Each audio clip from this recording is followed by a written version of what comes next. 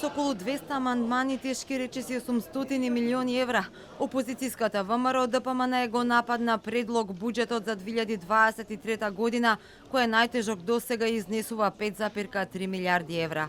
Бараат по 3000 денари за секој работник во земјава и од државниот и од приватниот сектор, како помош се додека трае економско-енергетската криза.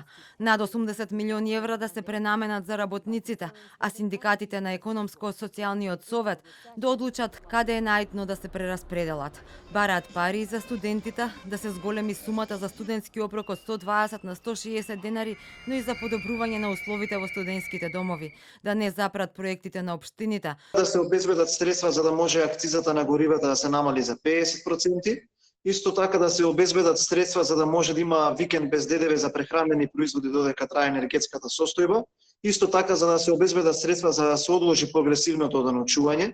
Исто така поднесовме амандмани кои што од нас преку соопштение ги побараат двата најголеми синдикати ССМ и КСС за да помош и на вработените од приватниот и од државниот сектор. Исто така побараме покачување на платите на вработените во МВР за 10%. Два амандмани од вкупно поднесените 263 се од алтернатива.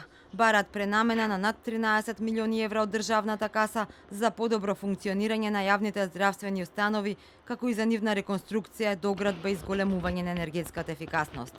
Амандмани има и од БЕСА, СДСМ и ДУИ.